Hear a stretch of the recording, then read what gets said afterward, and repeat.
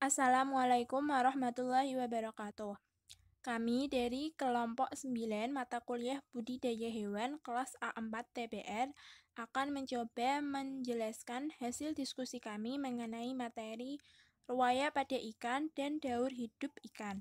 Sebelumnya, perkenalkan kelompok 9 terdiri dari yang pertama, saya sendiri, Siti Luluatul Jannah, NIM 14, yang kedua, Atina Mumtazen, NIM 24, dan yang ketiga, Ahmad Badar, NIM 32. Langsung saja kita ke materi yang pertama. Pengertian ruwaya ikan. Apa sih yang dimaksud dengan ruwaya ikan? Ruwaya ikan adalah pergerakan perpindahan dari suatu tempat ke tempat yang lain yang mempunyai arti penyesuaian terhadap kondisi alam yang menguntungkan untuk eksistensi hidup dan keturunan ikan.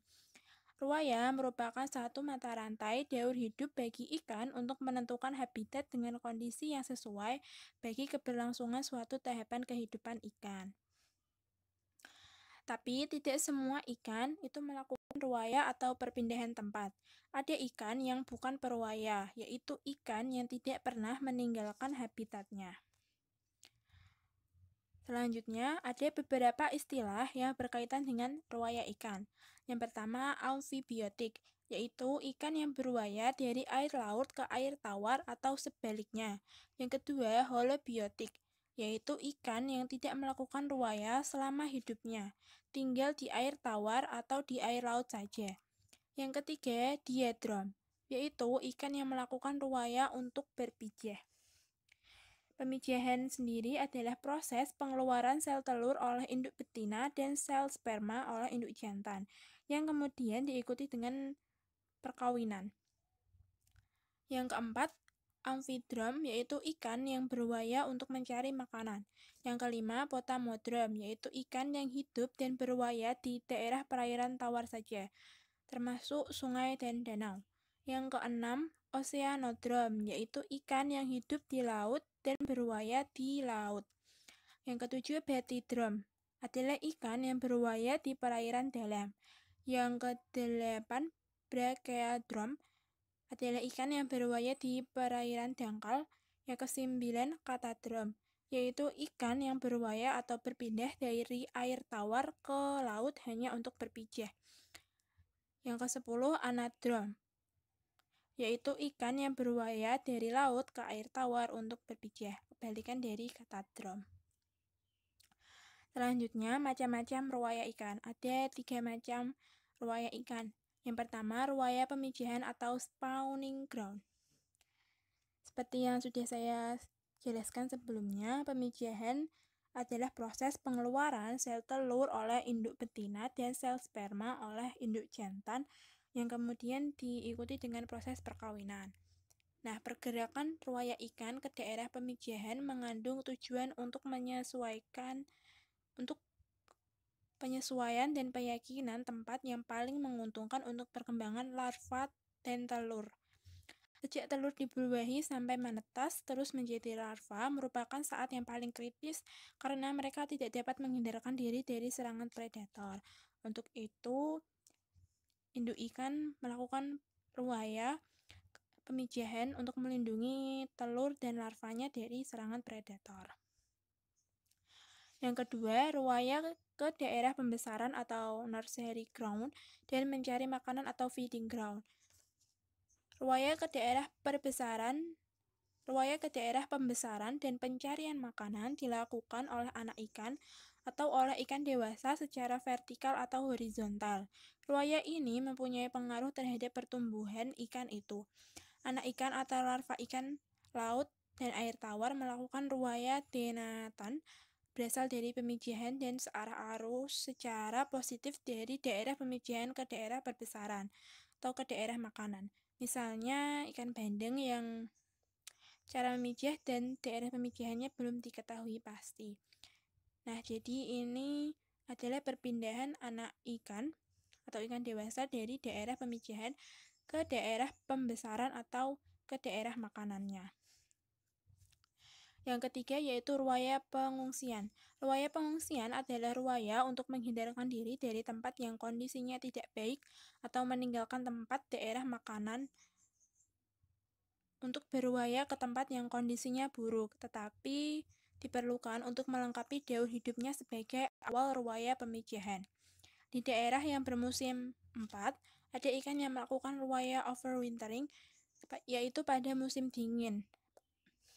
Nah, ikan ini pada musim dingin pergi meninggalkan tempat daerah makanannya menuju ke daerah tempat lain selama musim dingin. Contohnya pada ikan salmon. Ikan salmon mengadakan ruwaya overwintering pada awal musim dingin. Ikan salmon pergi ke sungai yang agak dalam di mana selama musim dingin, ikan salmon itu dalam keadaan tidak aktif dan biasanya tidak makan. Sekian presentasi dari saya, kurang lebihnya mohon maaf. Untuk yang selanjutnya akan dijelaskan oleh Mbak Atina Mumtazah. Assalamualaikum warahmatullahi wabarakatuh. Perkenalkan, nama saya Atina Mumtazah, NIM 24. Di sini saya akan melanjutkan penjelasan dari Mbak Lulu yang sebelumnya menjelaskan mengenai pengertian ruwaya ikan dan macam-macam ruwaya ikan. Di sini nanti saya akan menjelaskan mengenai faktor-faktor ruwaya ikan. Apa saja sih faktor yang mempengaruhi ruwaya ikan itu bisa terjadi? Nah, sebelum kita membahas mengenai faktor-faktor ruwaya ikan, di sini saya akan membahas sedikit mengenai proses ruwaya pada ikan. Jadi, proses ruwaya pada ikan itu merupakan respon fisiologis terhadap input eksternal maupun internal yang diterima. Jadi, respon ikan terhadap suatu rangsangan yang diterima dapat berbeda walau yang diterima itu sama. Di sini, peran hormon itu sangat penting dalam mempengaruhi respon ikan. Nah, adapun terjadinya ruwaya ikan itu pada umumnya itu terjadi karena dua faktor. Yang pertama itu ada faktor eksternal dan yang kedua itu ada faktor internal. Nah, di sini saya akan menjelaskan yang pertama itu mengenai faktor internal terlebih dahulu ya. Faktor internal yang mempengaruhi proses ruwaya itu memiliki 3 komponen atau 3 faktor. Yang pertama pada faktor internal itu ada dari faktor genetik dan ontogeni, di mana pada faktor ini, tingkah laku ruwaya itu sangat dipengaruhi oleh faktor genetik dan ontogeni, memberikan respon pada insting dan fisiologis ikan kecil untuk melakukan ruwaya menuju feeding ground, dan ikan dewasa akan melakukan ruwaya ke area pemijahan atau spawning ground. Nah, yang kedua itu ada faktor keseimbangan metabolik, di mana dalam faktor ini itu lebih menekankan pada pemenuhan isi lambung. Nah, terus selanjutnya itu ada faktor homing. Faktor homing ini itu merupakan faktor yang dipengaruhi oleh kemampuan ikan dewasa untuk kembali ke tempat asalnya untuk kematangan gonad dan reproduksi. Nah, selanjutnya setelah faktor internal, kita akan membahas mengenai faktor eksternal, di mana faktor eksternal ini itu terdiri dari 4 komponen atau 4 faktor, di mana yang pertama itu ada dari faktor lunar. Faktor lunar ini sesuai dengan hipotesa yang dituliskan oleh banyak peneliti mengenai pengaruh lunar terhadap pola migrasi adalah hal yang terkait dengan intensitas cahaya dan pengincaran predator secara visual. Sebagai ikan nokturnal, anguilla itu tidak akan meninggalkan shelter hingga matahari tenggelam. Jadi pergerakan ikan anguilla itu akan sangat cepat menuju hulu pada malam hari. Karena apa?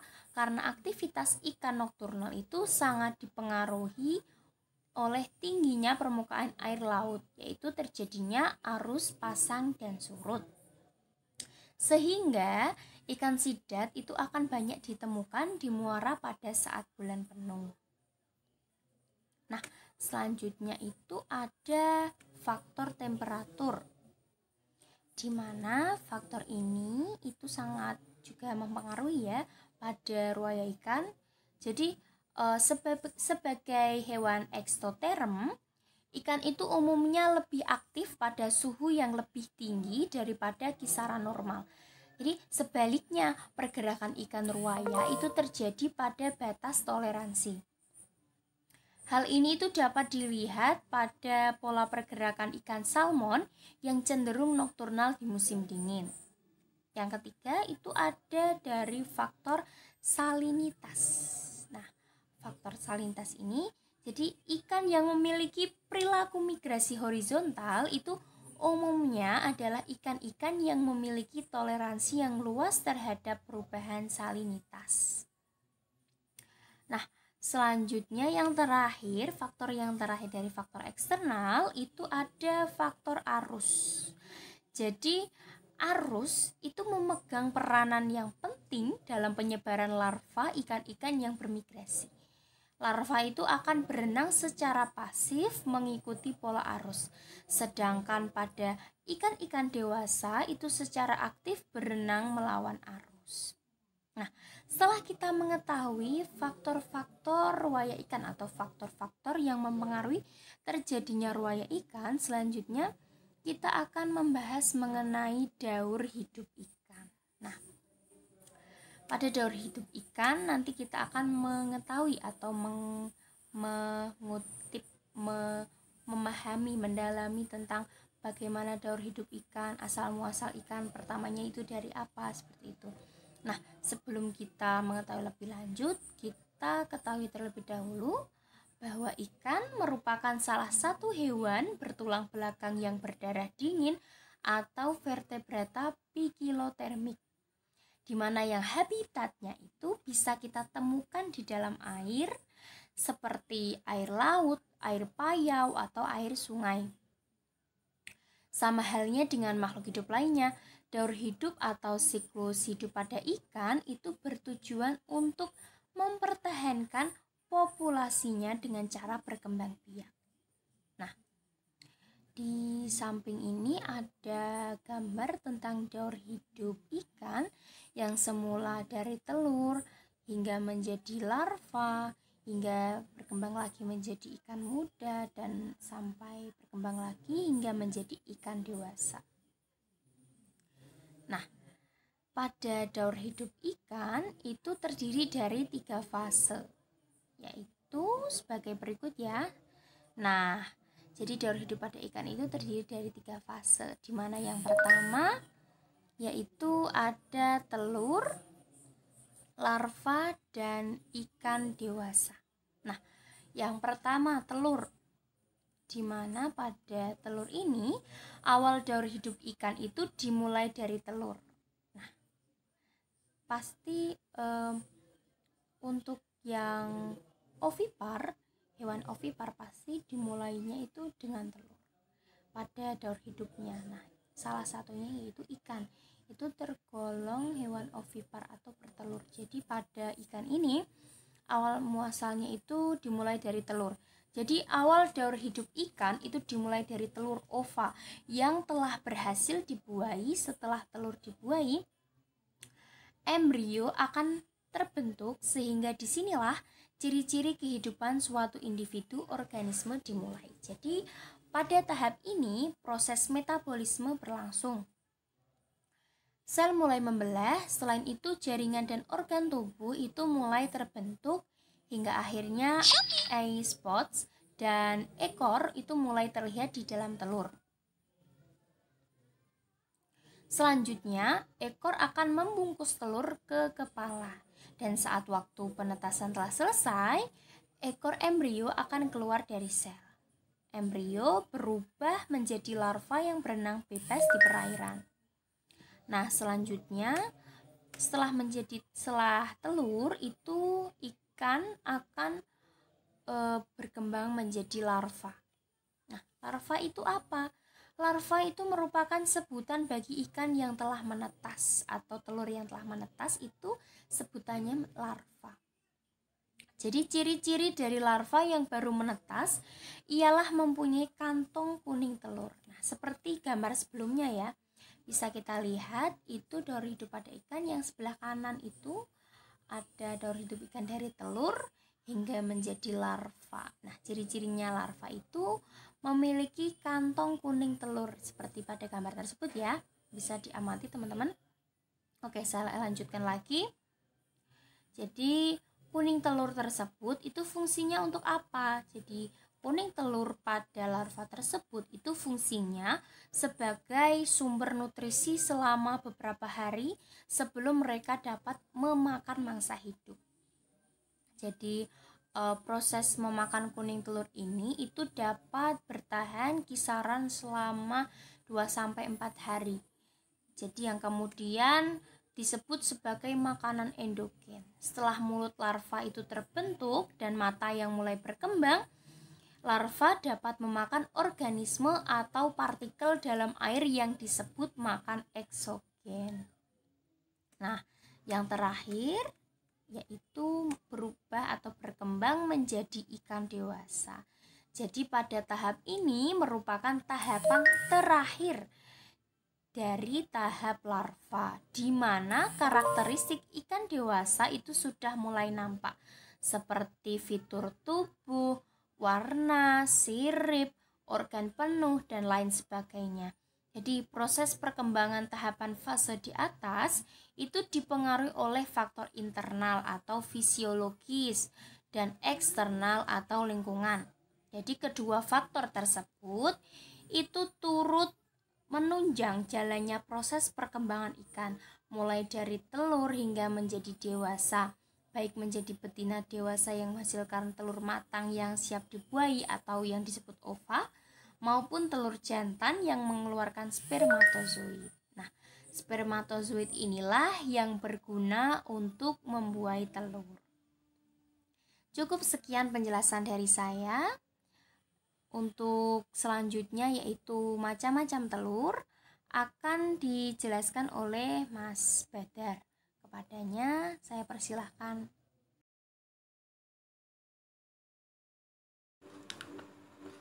Oke, yang selanjutnya, perkenalkan, nama saya Ahmad Badar, REM 32. Di sini saya akan menerangkan materi mengenai macam-macam telur ikan. Telur dari hewan yang bertulang belakang secara umum dapat dibedakan berdasarkan kandungan kuning telur dalam sitoplasmanya, yaitu yang pertama ada telur homolegital atau isolegital. Golongan telur ini hanya terdapat pada mamalia. Dan yang kedua ada telur telolegital. Golongan telur ini terdapat sejumlah kuning telur yang berkumpul pada salah satu kutubnya. Ikan tergolong hewan yang mempunyai jenis telur telolegital. Yang selanjutnya ada sistem pengelompokan telur ikan berdasarkan jumlah kuning telurnya. Di sini ada 3 ya kelompokannya. Yang pertama ada oligolegital. Telur dengan kuning telur sangat sedikit jumlahnya. Contoh ikan Amphioxus. Yang kedua ada telolegital. Telur dengan kuning telur lebih banyak dari oligolegital. Umumnya jenis telur ini banyak dijumpai di daerah 4 musim. Contohnya seperti ikan sturgeon. Dan yang ketiga ada makrolegital. Telur dengan kuning telur relatif banyak dan keping sitoplasmanya di bagian kutub animanya. Telur semacam ini banyak terdapat pada kebanyakan ikan.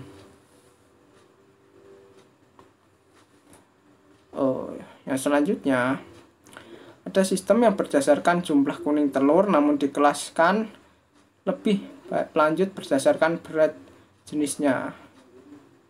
Pengelompokan telur ikan ini yang pertama ada non-bowian, telur yang tenggelam dasar saat dikeluarkan dari induknya. Golongan telur ini menyesuaikan dengan tidak ada cahaya matahari. Kadang-kadang oleh induknya telur diletakkan atau ditimbun batu-batuan atau kerikil.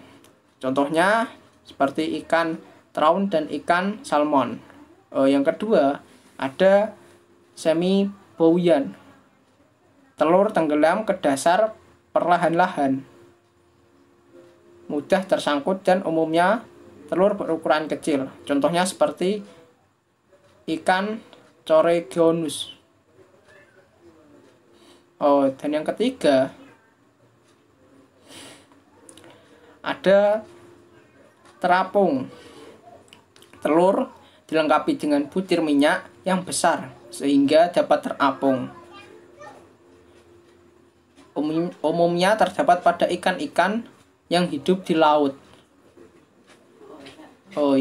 Yang selanjutnya pengelompokan telur berdasarkan kualitas kulit luarnya.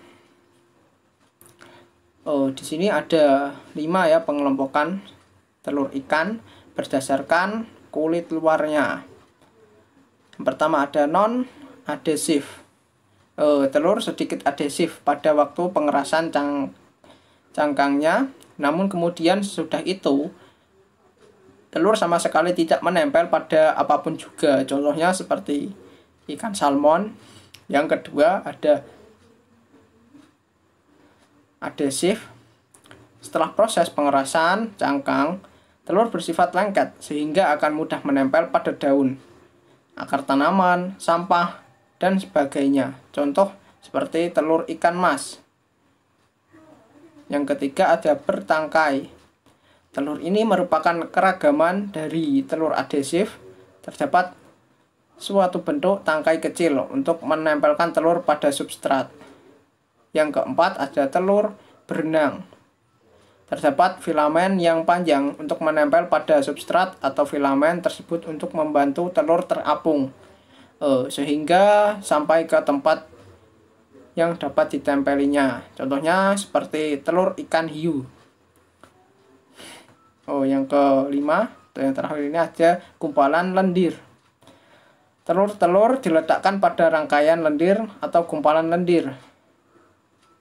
Contohnya seperti telur ikan lele.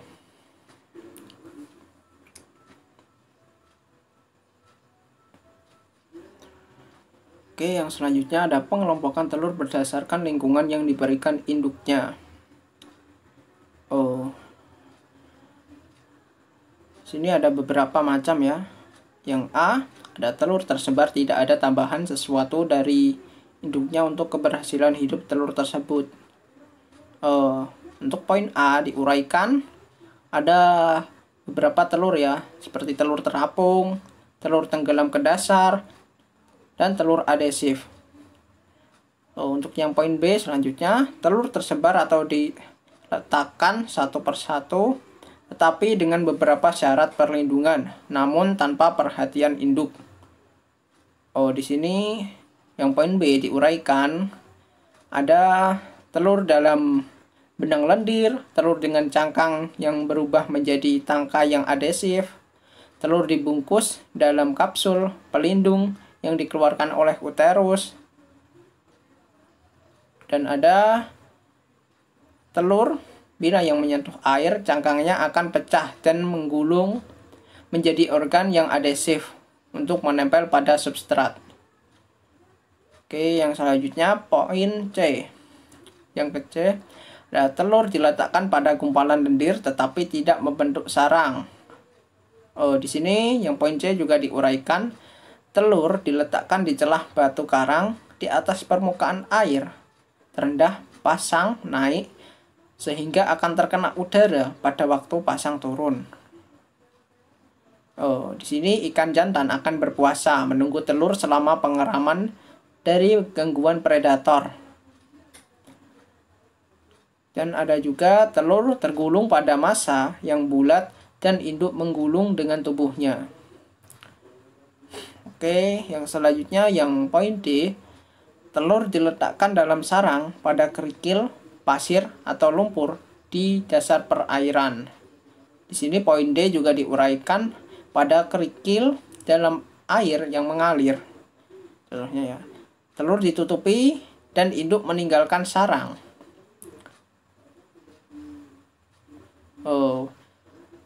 Pada pasir atau kerikil dasar perairan yang digali oleh induk, sarang yang berbentuk cangkir di dasar perairan dan telur tidak ditutupi. Biasanya ikan jantan yang menjaga telur dan mengipasinya. Telur biasanya adhesif. Sarang terpendam di dalam dasar lumpur atau detritus. Untuk yang poin E, sarang telur diletakkan di bawah atau di atas objek. Penjagaan telur ini biasanya dilakukan oleh ikan jantan ya. Untuk yang F, poin F, sarang dibuat dari bahan tanaman yang tersusun seperti sarang burung yang dijalin oleh suatu zat yang dikeluarkan oleh ginjal. Biasanya ikan jantan yang bertugas menjaga sarang. Untuk yang poin G, sarang terbuat dari gelembung atau busa yang disusun oleh ikan jantan dan sarang itu dikeraskan oleh lendir yang dikeluarkan oleh ikan jantan pula. Telur diletakkan dalam gelembung ini.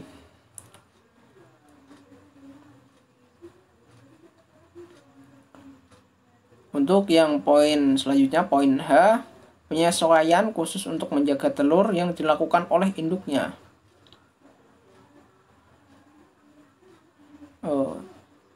Telurnya ditaruh di dalam mulut ikan ya, di dalam mulut induknya. Contohnya seperti famili Cicilidae atau ikan mujair. Untuk yang poin terakhir ini, poin I, pemijahan yang bekerja sama dengan binatang lain. Contohnya seperti ikan bitterling yang memerlukan moluska untuk meletakkan telurnya.